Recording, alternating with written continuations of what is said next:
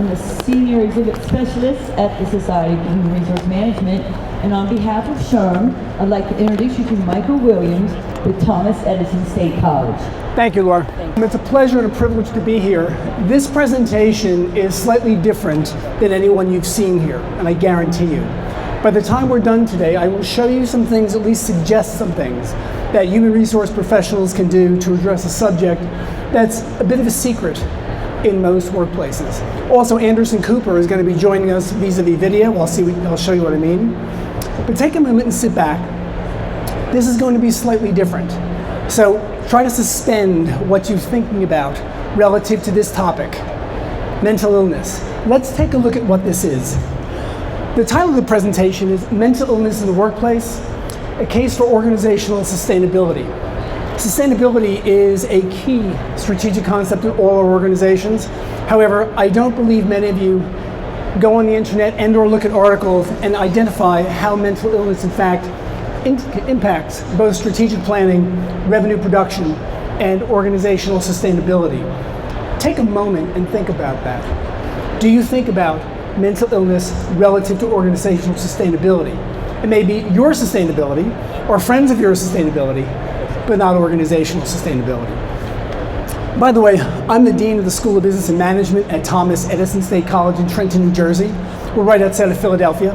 We're longtime members of SHRM, and it always is a pleasure to come back and bring something new to the grade of professionals that are in this room, so I thank you. Let's take a trip. I'll bring you someplace you haven't gone before. Mental illness is ubiquitous. Its presence and influence can be experienced everywhere. It's in our homes, it's in our relationships, and it's in our organizations. If you reflect for a minute, you have come in contact with folks in your families, extended families, friends, and in the workplace that suffer from some type of mental illness, and mental illness being a broad-based association. There are numbers of types of mental illness, which we're going to talk a little bit about today, but outside of what it is or isn't, think about how it impacts your organization. As HR professionals, you see things that you can't name. You also see things that you can't talk about. You also have suspicions that you can't voice. In this, the idea of mental illness is one that this is one of these secrets that is not only coming out of the closet, if you will, in terms of how it impacts organizations, but when I show you some data around this, you may have to put your seatbelt on relative to the organizational productivity impact it has. The idea of mental illness is ubiquitousness, and its origins and its alignments everywhere in our organization. Mental illness has many forms and many faces, and you know what they are. You've seen them in terms of depression, schizophrenia, anxiety, panic, and stress disorders. You as HR professionals are in a position where you have to make critical organizational decisions almost every day. People look to you to have you look into the crystal ball or look into the unknown. What do I do about X? What do I do about Y? And the critical question is, what do you do about suspected mental illness in the workplace? And I can tell you what you do. You do nothing. There are legal reasons for that. There are a variety of reasons for that, which you can, if you don't know, you can intuit. However, the data that I'll show you suggests to you that this may be an opportunity for you to think differently and behave differently about this condition, which in the next 25 years will debilitate probably 25% of the institutions worldwide. Let's take a look at some statements and numbers. The impact of mental illness on workplace productivity is powerful and pervasive. It's also pernicious. It gets into the DNA of an organization and it gets corrosive. And because you're walking around these 800-pound elephants in the room, you always have to find ways to get around of what you suspect, but you can't call it what it is. Today's presentation really examines, in terms of the emerging data, I'm a data kind of guy, so you're going to see some data which may help you, current trends and issues, a few, and this is the key part. It suggests paths that HR professionals can consider for promoting awareness and dialogue concerning the condition. And it really is a matter of awareness and dialogue. Nobody here expects you to do anything about it. We expect you to begin to have the awareness and the dialogue about what it means. You are actually trendsetters and really frontier blazers if you take this information seriously, only if it's predicated on the data. So I'll show you the data. Well, if you talk about the workplace, most of you have been around for a while. You've seen transitions and changes. Organizations are operating in increasingly complex conditions, I think you may agree. Substantive change in terms of federal, state, and local work regulations. Is anybody dealing with the federal government, Obama situation, Obamacare, the various kinds of reportings you have to do? If you haven't hired more people, I'd be amazed. If you're working 24 hours a day, I wouldn't be amazed. So this idea of substantive changes in regulation, it's a burden. Staffing requirements focusing on hiring people who are contribution ready. You have to be able to contribute right away. As a dean, in the work that I do, people who work for me and the employers who expect people to come from my school to their businesses, they have to be contribution ready, which means we don't have 3 weeks to maybe get something done. You hit the ground running. So those of you who are involved in education or training, think about this. You need to be involved with a scholar-practitioner educational model. So by scholar-practitioner meaning these folks hit the ground running, they are practitioners, they know what to do. At the same time, if they don't know the literature or where to get it, you teach them how to go get it. So scholar-practitioner orientation is critical, and the multi-generationalism, which frankly you can speak to more fluently than I can, the idea of culture, competency, and compensations. It's fair to say that you're dealing with Generation X, Y, Z, A, B, C, D, E, F, G, right? So in that, you have different cultural contexts that are required. This is becoming, and when you add things like, or some of the conditions of mental health in here, this is a highly dynamic environment, one that frankly is stronger than any of us. So the infrastructure that needs to be built to handle this kind of generational context, as well when you begin to integrate concepts like mental health, it's a very dynamic and frankly dangerous context. This results in some really unique workplace challenges for you. Not only you, but it also does for me as an educator, but for you, how do you deal with enabling employee continuous improvement? This is not new to you. You've been hearing this for the whole conference. But when you put filters or barriers in there like mental illness, like schizophrenia, like depression, what are you supposed to do? What you do now is you have a performance review. You manage mental health by a performance review. I'm not saying that's right, wrong, or indifferent. I'm saying that's all you have. And we'll look at a few of the levers relative to the data. Increasing organizational productivity, however you measure that, and achieving budgetary and profitable goals. As a business leader, I want to make money. As schools make money. As a dean of a school of business, I practice what I preach, so I need to be profitable, I need to drive revenue, I need to be entrepreneurial. So do you. So as business leaders all, and if you're not business leaders, I think you need to be, there's very little leeway for a lack of productivity.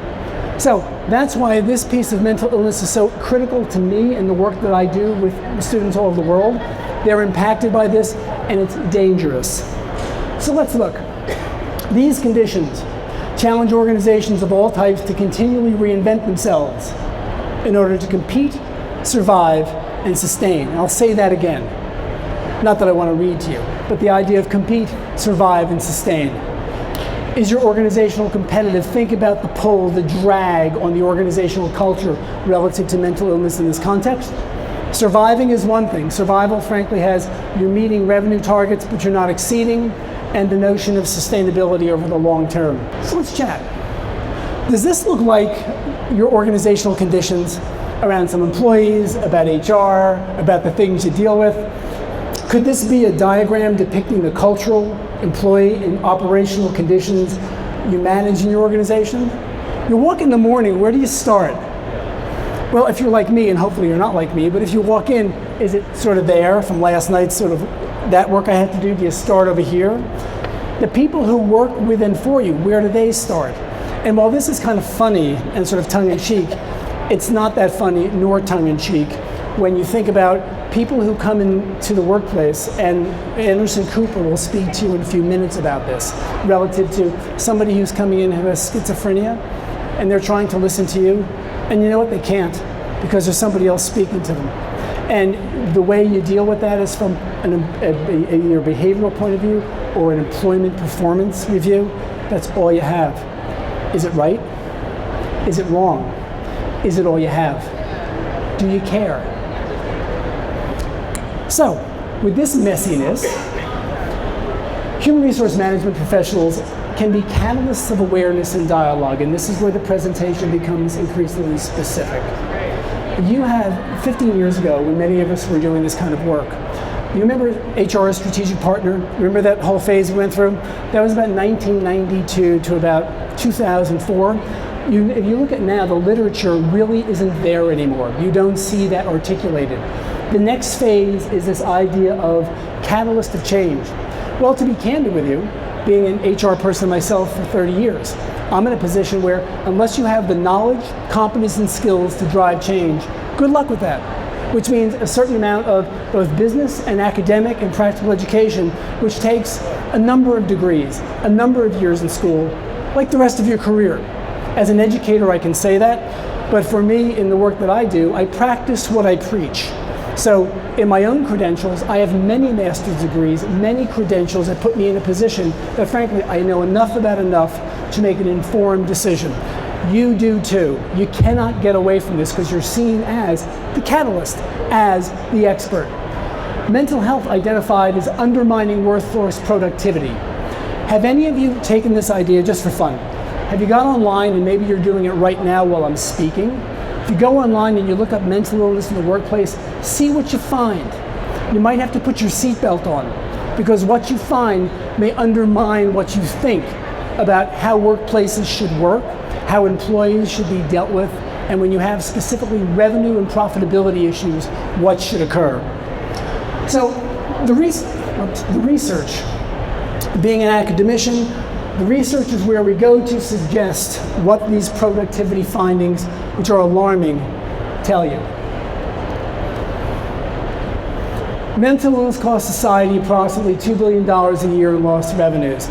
Society, I could also put culture in there. I could put some other substitutes for this. However, the data, if you want this presentation, by the way, I think that there's a business card in every one of your packets. You can email me and I'll be happy to send this to you that also has the resources in it, where this data comes from, so you can look at it yourself. I didn't want to load you up with lots of data. However, this is just the beginnings of the surface, of scratching the surface. So you have Harvard Business School or Harvard Press does this. You have the American Psychological Association who does this. You have the Centers for Disease Control who does this. Relatively reputable organizations that are doing the initial data on this. So take it for what it is. I hope you challenge this dramatically and go back and say, this isn't right. Or maybe it is right, but maybe you can start doing the research and doing the data. Approximately 1 in 4 American adults has a diagnosable mental disorder. 1 in 17 suffer from serious disorders such as schizophrenia and bipolar disorder. In your families, don't answer this question. Do you have family members or related folks or related people who suffer from any of these, who've been diagnosed by these? And if you do, you know how dramatic that is. And you say to yourself, can you really go in the workplace and do something? Some do. Medication is a wonderful thing sometimes, not all times. So these are some really clear lines we're beginning to walk on what you can do, what you can't do. But more importantly to me, if you come away today with me influencing how you think and behave, that's exactly what I'm after. I am here absolutely to influence how you think. It's time for you, as HR professionals, from my point of view, if I can be so bold, for you to go out and start this research and think about how do we impact organizational productivity, specifically around this topic. You, for the next 15 years, can be that catalyst. In the 3-month period, employees, patients, this comes from what's called a bifurcated resource. With depression, miss an average of 5 work days and suffer roughly 12 days of reduced productivity. Have you heard of the concept called presentism? Presentism. Well, presentism, being sick on the job, if you will, call this what you will. We all go to work and we don't feel so well. We all know our productivity is reduced. And you know what? Too bad. You do it, I do it, employees do it. If you can quantify that and measure it, what does that roll up to in terms of sustainability and productivity? A lot of money. That's what it rolls up into. And there are metrics that can actually measure this. So my hope is this is a new field for you. You're not thinking about this yet. My desire is you go home and you think about this deeply and start to have the awareness and also the dialogue with your colleagues about the impact of this: profitability, organizational sustainability. One more. Approximately 19% of adults, roughly 42 million people, live with anxiety disorders. Is anybody in here anxious? Have you ever been anxious? No. Right? You're here at a conference, you're hanging out. How about panic disorder? A little bit. Things like OCD, obsessive compulsive disorder, post-traumatic stress syndrome, those are folks who work with our military folks, and generalized anxiety and phobias. Reflecting on the slide, you know people who've walked into your office and they either start drooling or shaking or doing something, and you're sitting there going hum, hum, hum, hum. You're not supposed to be in a position where you can do behaviorally or professionally anything about it. At the same time, you're sitting in front of you. What do you do? Good question. That's where some of the things I'll talk to you about in a minute will help. But if you notice, in your packet, and you don't, if it's by you, fine. If not, you can look later. I do a good amount of publishing in HRE Executive online, as well as other professional publications in academic journals. There's an article I wrote in June? No, April, I think it was. Mental illness and workplace productivity, a case for organizational sustainability. That's where this presentation comes from. So it's I've copied it for you. You can also get it in HRE if you see it.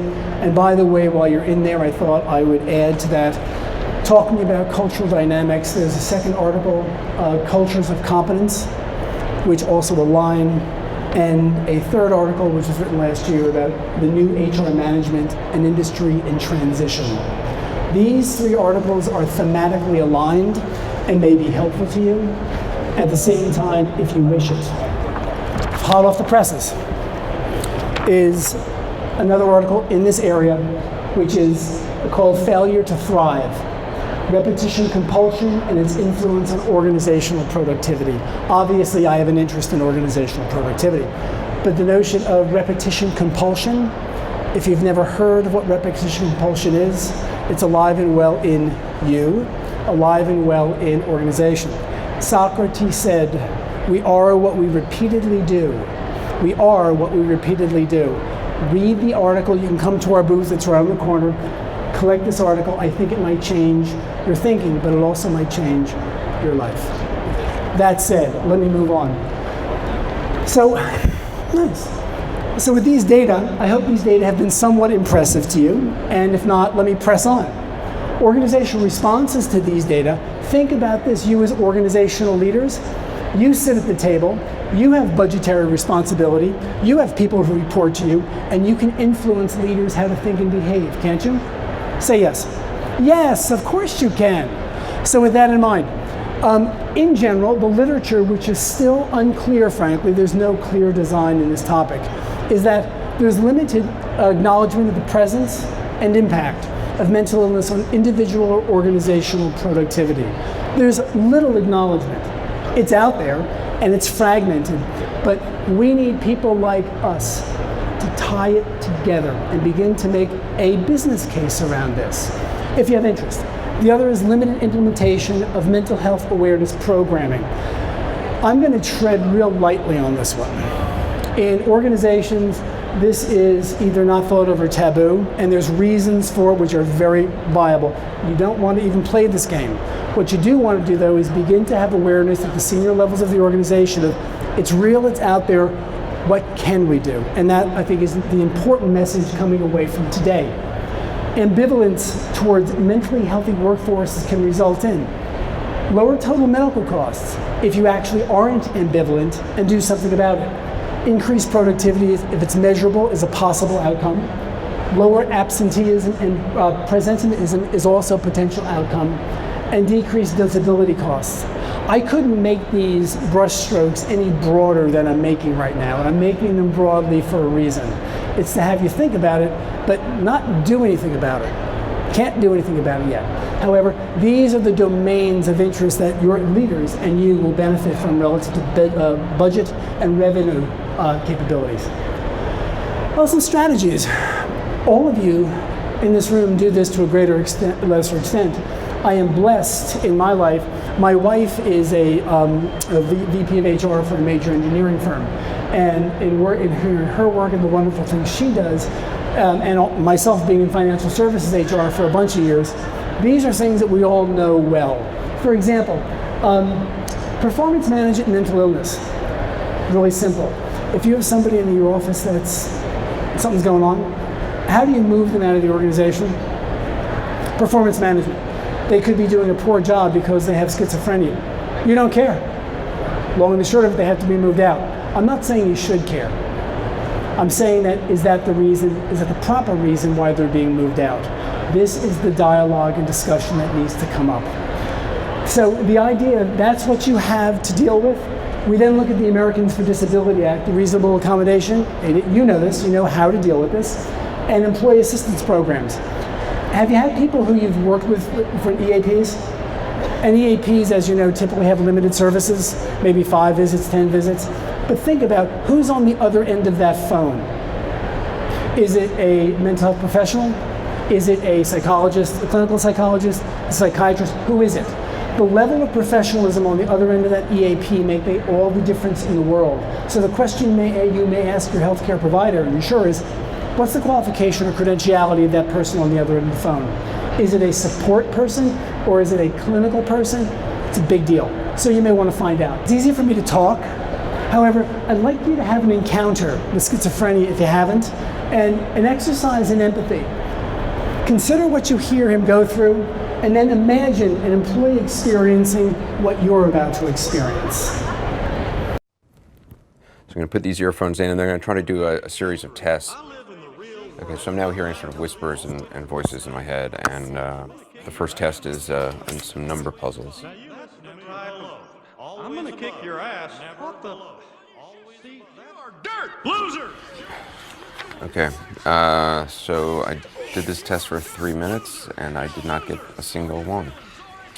It's very hard to concentrate if it's like music or something constant, it's easy, but people talking to you is very difficult.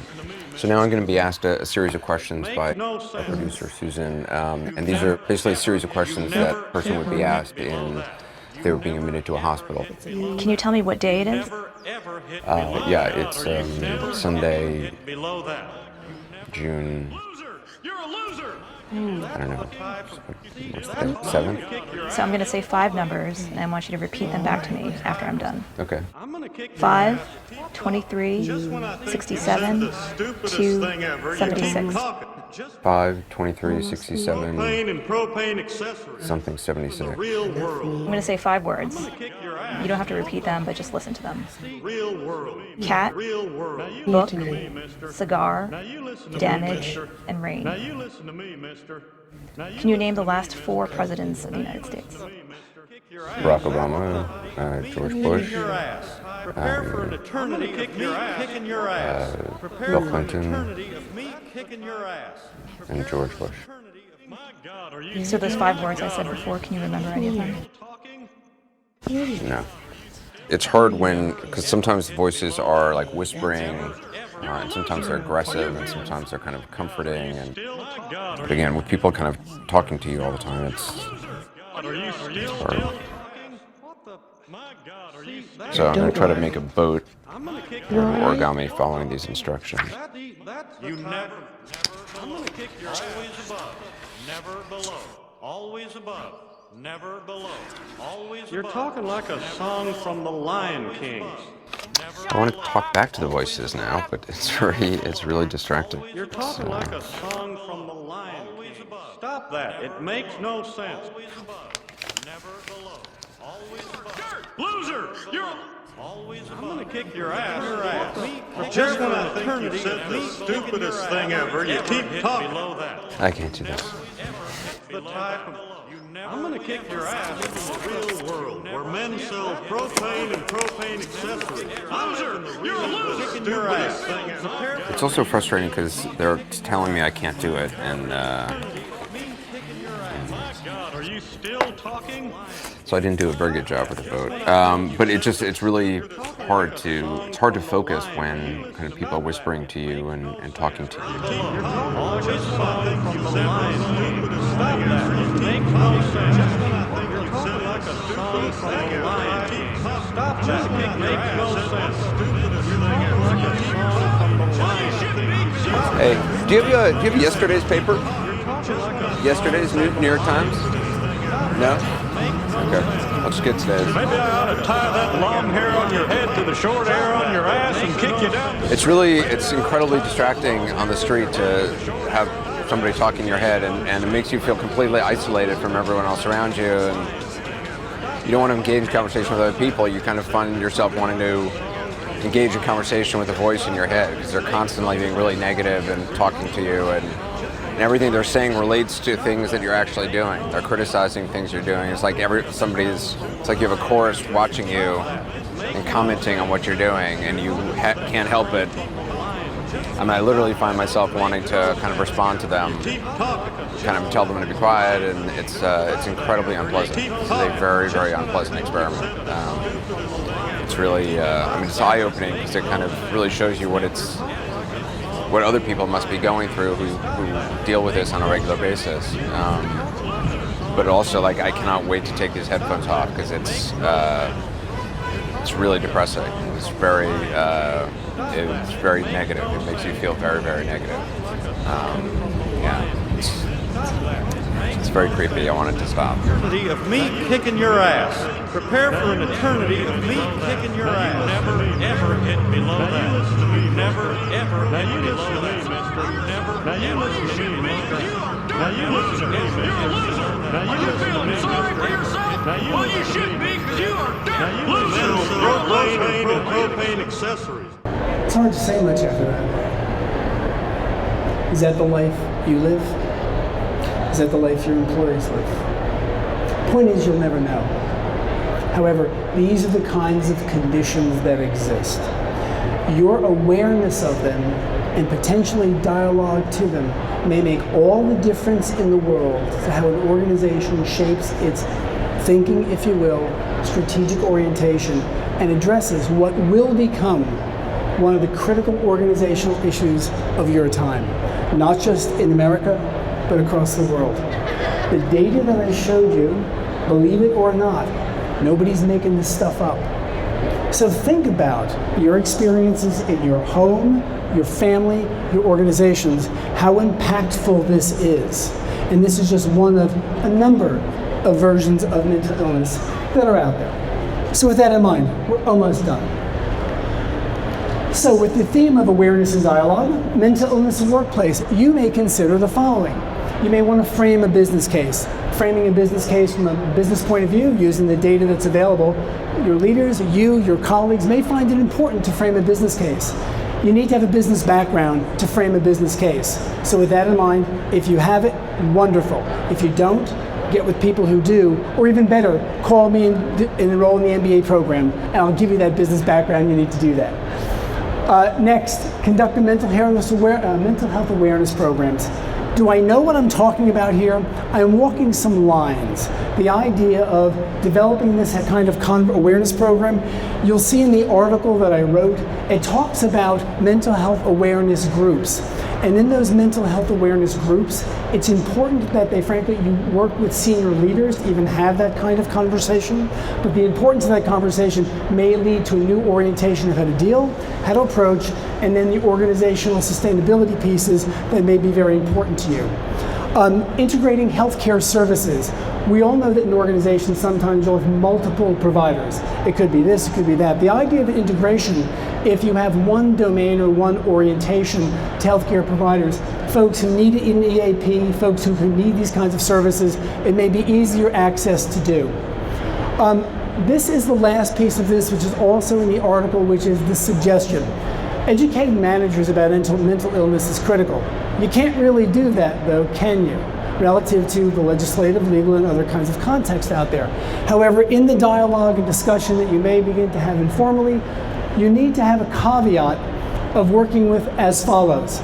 If you have this idea of a mental illness and wellness group, you can see the program I've written about in the article. You can include HR professionals, line managers who really are the backbone of the organization, and various mental health professionals. It may be worth having a psychologist, clinical psychologist, or other professional in to speak with the senior management team about what I've just shown you relative to some of the mental health conditions that exist. What actually happens to these people behaviorally when they're trying to get work done and cannot, and the only function they have to move out of the organization is through performance management. But what's the purpose? The purpose may be to generate awareness concerning mental health, initiate dialogue concerning mental illness, consider workplace engagement and support strategies, and identify existing mental health education programs. This is easy off the lips. This is really hard to do. And the idea is you are now catalysts. You have the opportunity to set a new era in human resources that moves past this notion of strategic partner, which, while important, frankly at this point has seen its day.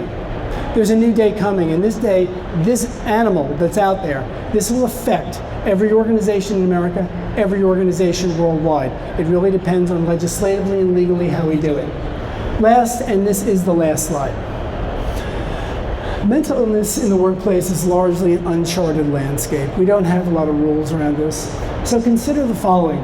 These considerations frame or bound this topic: legislative and legal, workplace ignorance, inexperience, and fear. Why would you even want to talk about this stuff? Limited professional experience, expertise and experience, and that would be our limited experience. Unless you're a mental health professional, have credentialing and other kinds of qualification, don't tread on this ground. But you need to speak to people who can help you tread on this ground. Here's the caveat. Prior to considering any awareness or dialogue associated with mental illness in the workplace, engage and consult with organization leaders, counsel, and associated key organizational professionals. You'll notice this is the only period in the entire presentation for a reason. So with that in mind, in your packet you have two articles that I've written. This is the mental illness productivity, which this presentation is based on.